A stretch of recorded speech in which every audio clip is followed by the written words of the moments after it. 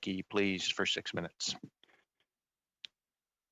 Thank you very much. Madam Minister, you said the other day in the House debate that this bill was meant to address some urgent and simple needs in respect of the employment insurance system. I'm wondering if you can explain to people who are suffering from long COVID, cancer, and other kinds of conditions who have run out of their EI sickness benefit, why their situation isn't urgent in the opinion of you and your government. Well, I think that's an unfair characteristic of our compassion for people who are sick or injured and ill. Listen, as I've said, this particular piece of legislation is very straightforward, time-limited, surgical, as I've described it, related to COVID to extend EI regular benefits and to address international non-essential travelers' eligibility. There are very important conversations to be had around EI sickness benefits, which will be had in the context of the broader EI modernization conversation. Sick leave has been a core public health measure for us since the beginning. You could get CERB if you were ill or self-isolating or quarantined from COVID.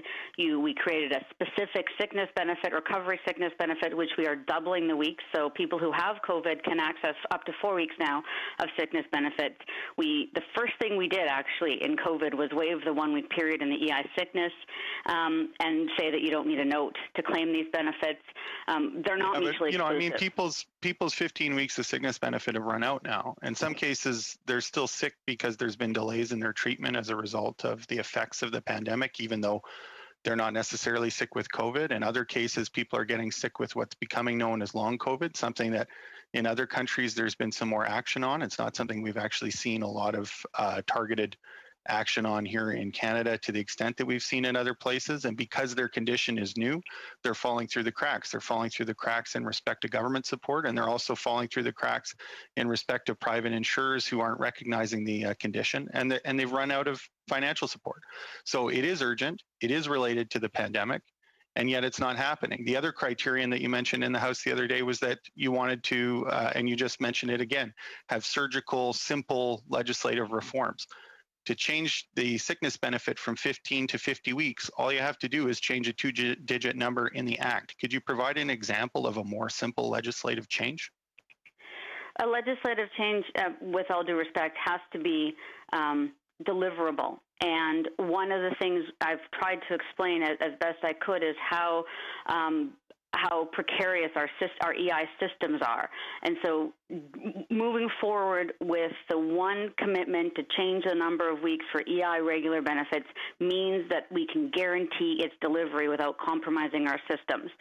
So we have to do these changes successively, not at the same time, and giving us the time to work towards a more broader modernization where we understand exactly where sickness benefits fit in, and we've committed to increasing the weeks of sickness benefits, feels like the more prudent course of action, so we don't in any way jeopardize, biweekly the payment of regular benefits to. And I'm happy to have someone explain the technical side of it. That's the best I can do. With all due respect, Minister, it's been over a year since the House of Commons passed a motion calling for an extension of the EI sickness benefits.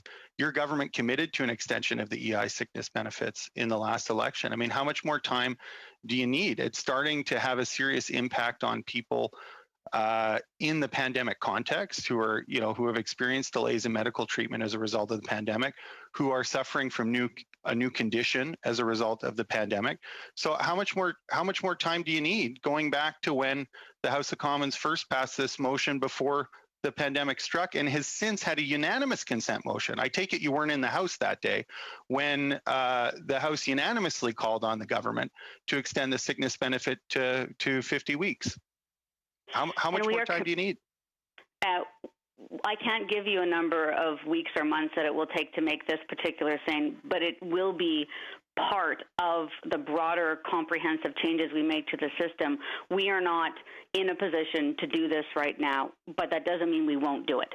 We are committed as ever to doing it. How much correspondence have you received in opposition to extending the EI sickness benefit? And would you be willing to anonymize those letters and share them with the committee? Because I haven't received any correspondence as an MP from anyone. We've got a unanimous decision of the House of Commons. There have been petitions on this going back years.